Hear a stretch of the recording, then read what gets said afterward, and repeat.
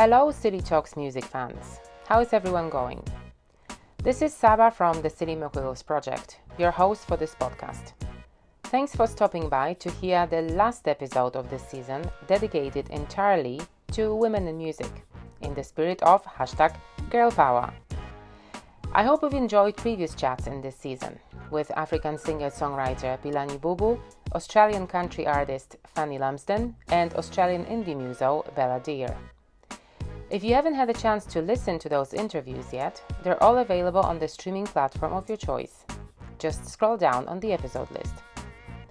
This is the second part of my chat with Sam, the singer of the Sydney-based alt metal band called Fifth Dawn. In the first part, we covered a lot of ground. We mostly talked about the band's genre and the fact that there aren't too many female-fronted groups in that heavier space. Sam also mentioned how she prepares her voice for the gigs and that she sees many more bands these days calling out unacceptable behaviors targeting women at heavier band gigs. Today, we'll get to know Fifth Dawn and their story a little better. And trust me, there are some pretty spectacular events in their nearly decade-long history. So, without further ado, I'll let Sam take it from here.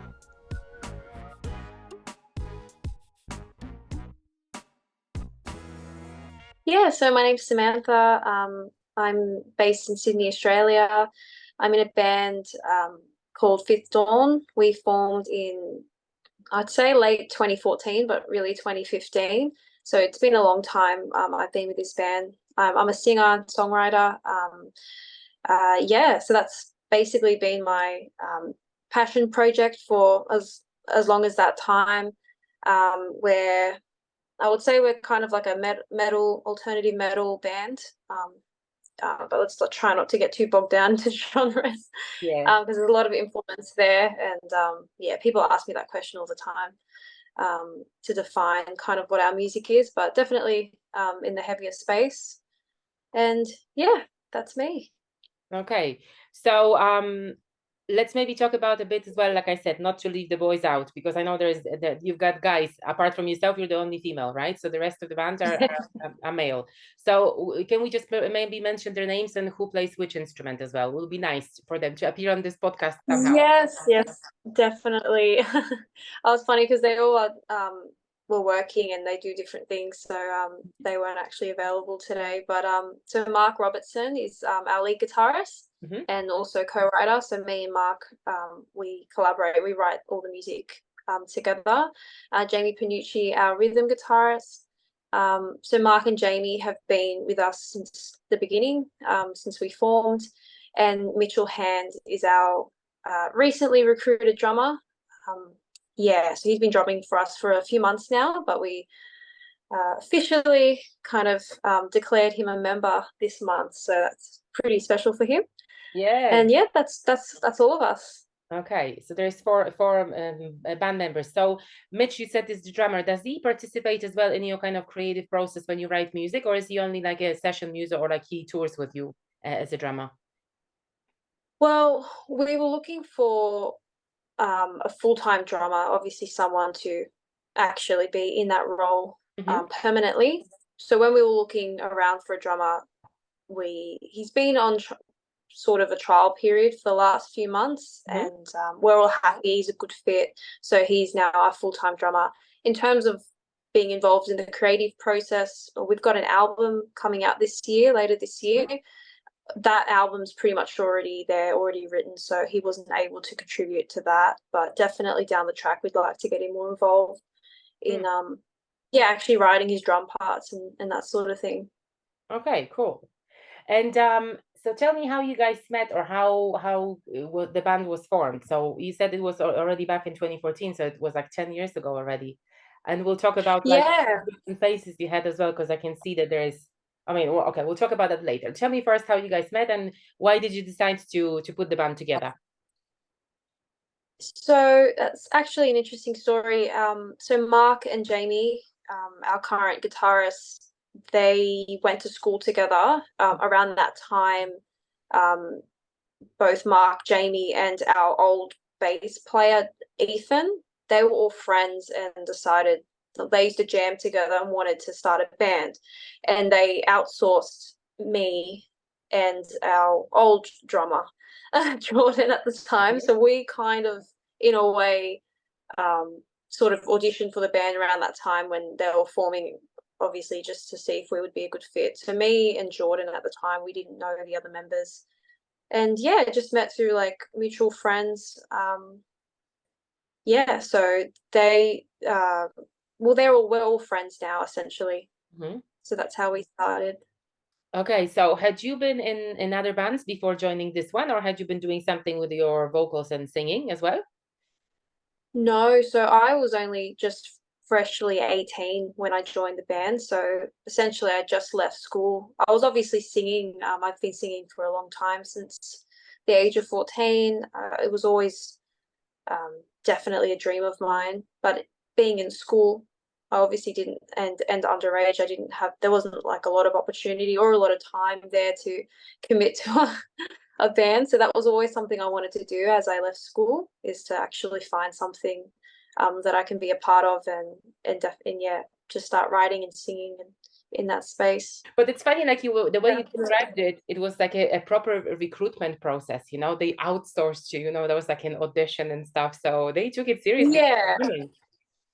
Well, that's it. And I think these days, I know a lot of musicians that they might have multiple things going on, and there's a lot of groups now on social media, like musicians looking for musicians, and it's just that people are a part of. So where um, where it might be that like they're looking for session musicians or full-time musicians. I think that's really the only way, with like networking and kind of meeting people, maybe even just being a part of a group, to kind of yeah, express your interest in being a part of something. But at the time, they were fortunate enough, like we all went to music schools. I didn't go to the same school as them, but they were already kind of their own little unit. But this was before, like, Fifth Dawn hadn't even really emerged until all the members were together, and then we moved forward from that point. Yeah. And you mentioned the name of the band, and I wanted to ask you this as well. Where does the name come from? I have this impression that it might be from like a quote from somewhere, or like from a different song from a different band. Is it? Well, it's funny you say that. So Fifth Dawn, technically the name. So I was dating a guy at the time that was into a card game called Magic the Gathering. It's one of those like nerdy, dungeony kind of card games that they play, and he was really into that, and I was obviously, we had a lot of conversations about that, and one of the decks in that game is actually called Fifth Dawn. And so I pitched this idea to them, and we were sitting at this table and like throwing all these names out there, and we couldn't agree on anything.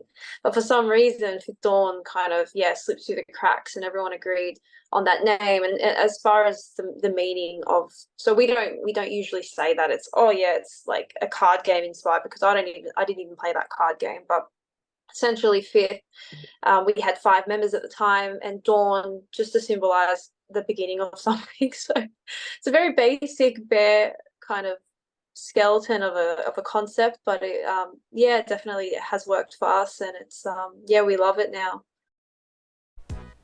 Okay, so before we hear more from Sam, I need to brief you on something. 2 radio stations will be mentioned heaps by Sam in this next segment, because this is how Fifth Dawn was discovered in a sense. The first radio station is Triple J, which I also talk about heaps on my other channels. It is a government-funded national Australian broadcaster that began in 1975 as a division of the Australian Broadcasting Corporation, or ABC. It aims to appeal to young listeners and usually plays more Australian content than commercial networks. It is quite influential in the country and has many popular segments and divisions. One of those divisions is Triple J Unearthed, a digital station and an online music discovery platform. It began in 1995 as a regional talent competition open to unsigned musicians. In 2006, the Unearthed website was launched as a way for local artists to have their music heard by the station's team and listeners. As of 2023, the platform hosts over 170,000 tracks from over 85,000 independent musicians. How impressive is that? Its success led to the launch of a dedicated digital radio station in 2011, which only plays Australian music uploaded to the site and has discovered some of Australia's most celebrated musical acts, including Flume, Missy Higgins, Vance Joy, Gang of Youths and Grinspoon. I'm sure you'll recognize some of those names. The network also hosts initiatives to progress independent artists in the industry, including the Unearthed High, an annual award given to high school musicians to have their work recorded professionally. And that is also something Sam will talk about in a minute. Because Fifth Dawn kicked off their music adventure in a pretty spectacular way, if you ask me. So essentially, when we decided to form this band, we started writing, and then we had songs there, and went to a studio and recorded an EP. So it's just 5 songs, and even just that in itself, for me as an 18-year-old, and just actually being a part of something, because I did sing a lot, and a lot of people obviously knew me to be a singer, but I was actually able to write and have something there that's professionally recorded. It was just a huge milestone for me. Yeah, so we went into the it was called Oxygen Studios at the time in Alexandria, recorded this EP. All we did essentially was upload our music onto Triple J Unearthed, which is obviously the kind of like the internet. It's not the main station, but it's like the internet station, like the digital radio station, I would say. Yeah. And yeah, one day it was, I can't even explain it. I just remember one day I was like asleep, and I woke up and my phone was just going off, and I had all these messages and all this stuff. All these people were trying to contact me. I'm like, what's going on? And they were like, Sam, you just got played on Triple J. And I thought they meant Triple J Unearthed and like the digital station. I'm like, no, you got played on the main station. And anyway, Wow. so it was like this really crazy, unexpected thing. Someone obviously within Triple J obviously listened to our song and they liked it enough that they played it. And then we started to get kind of like spot rotation. So we were getting played quite regularly. We then entered that competition, Triple J Unearthed High, because although I was 18, the rest of the band was still in school. So we were eligible to apply for that, competition. And yeah, we made the top 5. Yeah, it was pretty spectacular. Even just hearing, like, there was just obviously a lot of promotion around that time, and a lot of people heard of us around that time just from getting played so much in that week on the radio. So yeah, that did a lot of great things for us as far as our career goes. Yeah. Yeah. But hang on a second. I thought it was the other way around. I thought you guys submitted the song for the Triple J Unearthed High, and then you got picked as one of the finalists, so that you were played on Triple J, like you were included into the regular rotation. But you say it was the other way around. So it was. Yeah. Oh, okay. So we got our song Turbulence got played before that time, so that we weren't a part of the like the top 5 or anything like that. So we were getting played. Yeah, I distinctly remember because it was just so random, like out of the blue. And yeah, so obviously then when we submitted for that competition and we made the top 5, that at that time we were getting played quite regularly. But in the beginning, it was just that one time that we got played, and then we got played like a couple times in that week, and then it became more of a regular thing. So yeah. Yeah, but you guys are Exciting very time. lucky. I think you're very I lucky. And know. as far as I know, it's really hard to kind of get on Triple J's rotation if you are, an emerging band. So just the fact that someone actually found you somewhere and they played you there is like, wow, that's even more spectacular. So congrats. Thank you. Yeah, and also another, I think, big thing, I guess, for you is that after that Triple J Unearthed High, I read somewhere as well that you were touring with Hands Like Houses, for instance, right? And they're pretty recognizable. Yeah. So what was that like? You're new, and all of a sudden you're like touring like with a real band, and you kind of like throwing it with rock and roll life, sex, drugs, and rock and roll. So I think at the time, we were all ecstatic that we played we only played one show with them in Sydney, okay. supporting them at that time. I was completely out of our depth. Like we first, it kind of just all happened all at the one time. And it's important to remember as well that the rest of the band were all in school at that time, so it was quite overwhelming, but definitely an incredible experience. And um, I think now it's probably operating better now than it did back then, just because like we're all mature now, we're adults, and we have a bit more control over like what we're doing. And yeah, at that time, although it was incredible and it's such an incredible opportunity to support them, yeah, we had no idea what we were doing. So Okay. yeah. Well, in my humble view, no band has any idea whatsoever of what they're doing at the beginning. The more important bit is what you do next in your musical journey. And judging by Fifth Dawn's discography, there have been 3 important periods in their career so far, separated by quite big breaks. They released their debut EP, The Horizon, in 2015. Then there was a 3-year break and the Duality album landed. And then there was an even bigger gap. We need to fast forward to 2023, when the first new singles started appearing on streaming platforms. So to me it looks like some significant things were happening around those days for all the band members. I've asked Sam to walk me through that story if she felt comfortable sharing it. Oh, it's not something I don't like to talk about or anything. I actually think it's quite um important to discuss and talk about. So as I mentioned or touched on before, at the time we started this thing, we were all quite young, and of course everything that we wanted to be doing and everything, but I think it was quite overwhelming. Especially for me, there was like a lot of pressure there to. I think at that time I was still trying to find out who I was as a person, and if you look at sort of like the lyrics and the stuff that I was writing about at that time, everything's kind of evolved as I've gotten older.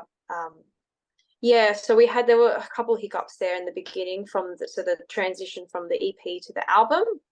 There was a couple of years there where we just kind of took a step back from that, and then we came together, and like it's such a beautiful thing, right? We came together again, the original Mhm. lineup, and we decided, okay, let's give this a second go and let's write this album. So me, Mark, and our old producer at the time, we put our heads together and came up with Duality. And yeah, to this day, it's just one of the probably the best things we've ever done. That album, yeah, definitely meant a lot for us.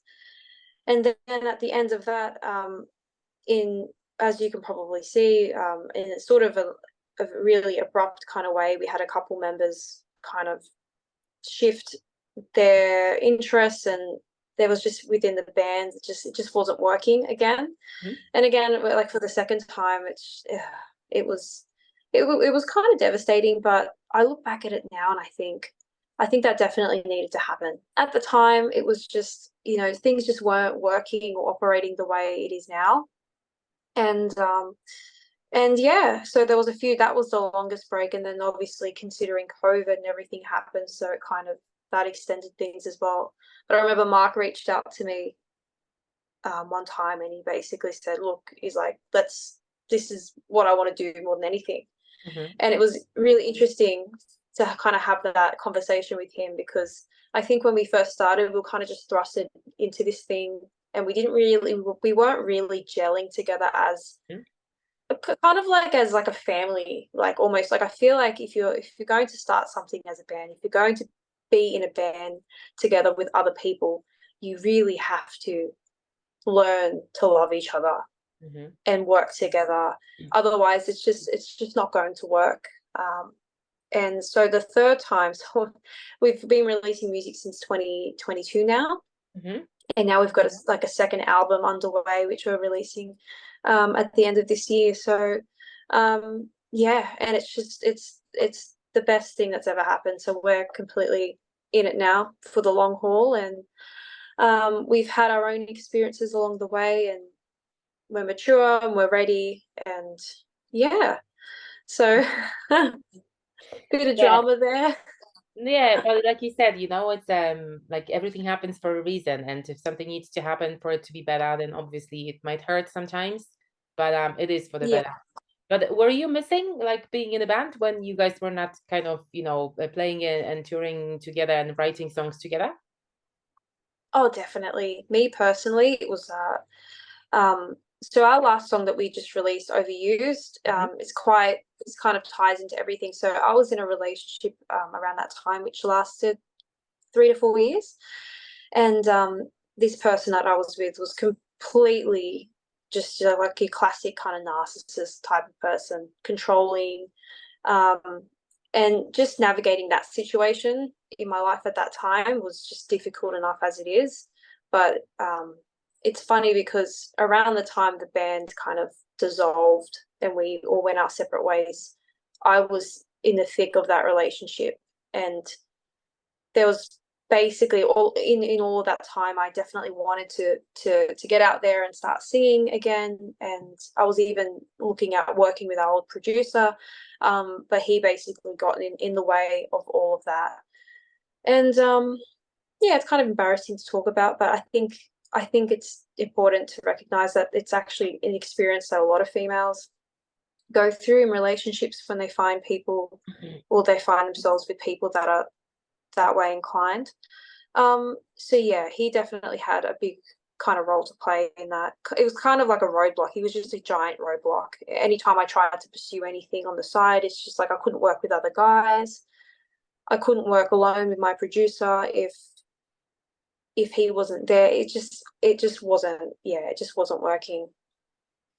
Yeah, so definitely I obviously wanted to pursue music in that time. It's not like I just took a break from it just of my own volition. I definitely wanted to continue and pursue music, and I think now because I have all that kind of hindsight and perspective and everything, a lot of our music now is kind of touching on those subjects, in a way to kind of empower myself and the band moving forward, and hopefully can reach out to other people as well that are experiencing something similar to that.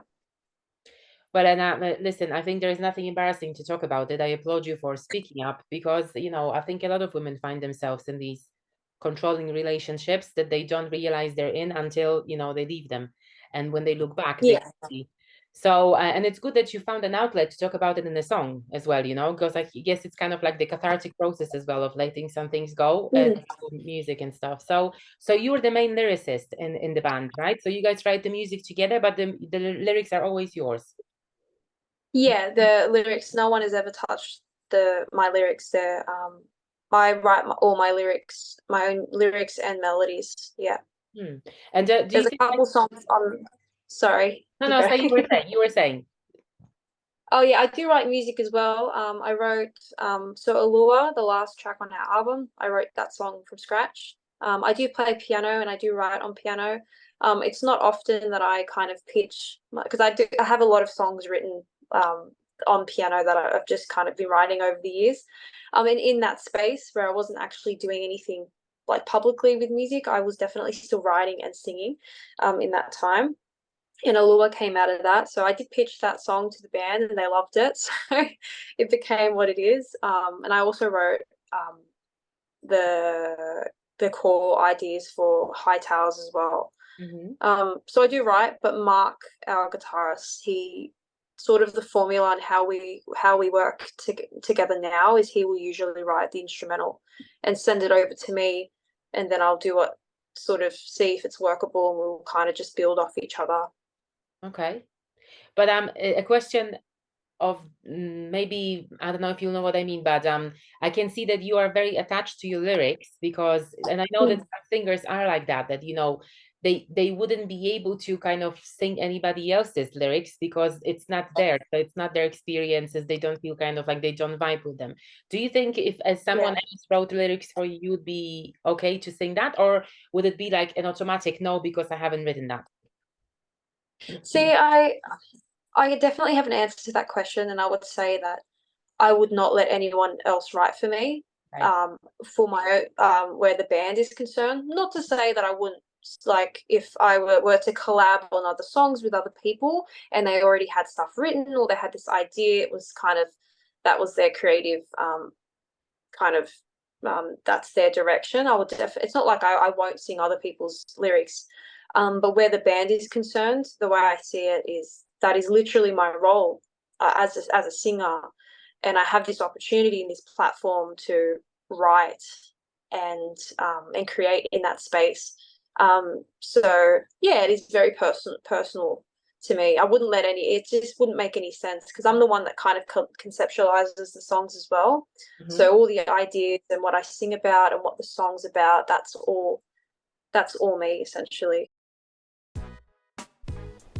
Lastly, it's time to talk about Sam and Fifth Dawn's dreams, plans, and aspirations.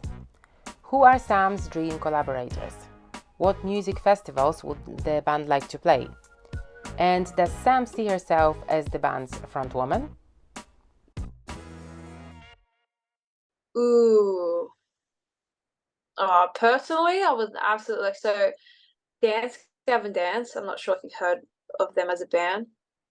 I would absolutely love to collab with Tillian Pearson, only because he's just got one of the most incredible voices I've ever heard. Jimmy Eat World, obviously, I would put them up there as like number one. Okay. Oh, there's lots of people I would love to collab with. There's lots of people I look up to.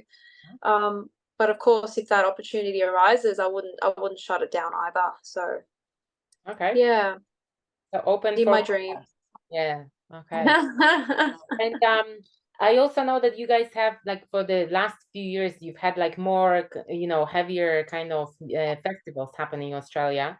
And I know you've got like Download and you've got now the Notfest, right? And what's the new one called that with a Pandemonium, I think, the one that recently announced? Pandemonium, yeah. Yeah. Yeah. So, well, and probably there are more I don't even know about, like talking specifically Well, about Good Things is probably the main one for like yeah. kind of Yeah. music. Yeah, yeah.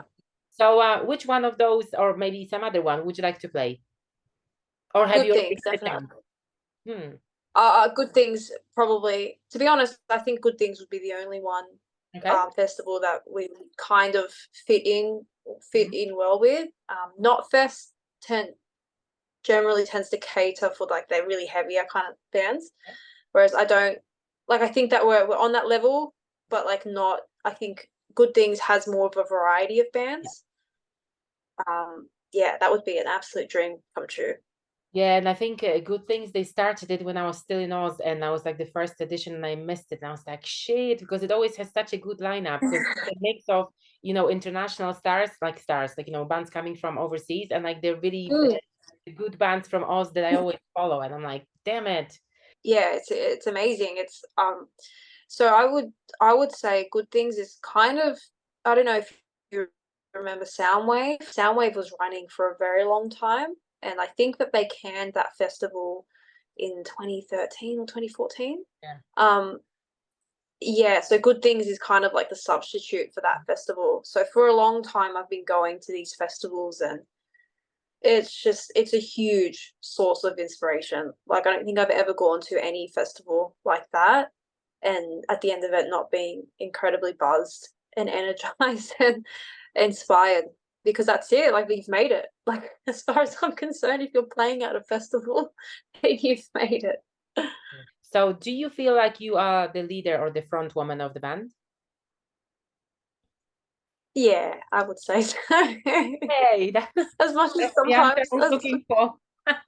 yes, I definitely do. Well, it comes with the territory. As much as I don't take this lightly. I don't like I obviously like I want to be a singer in a band. I literally am the front person of the band. Like I don't have a choice. So my performance and like I'm the voice. It's just like any case with any band. Like most of the time, it's like usually it's just like the front person that people will remember, or like they're literally kind of like the face of the band. So yeah, I don't take that position lightly, and I try and do as much as I can. Yeah, with that. Yeah. Nice.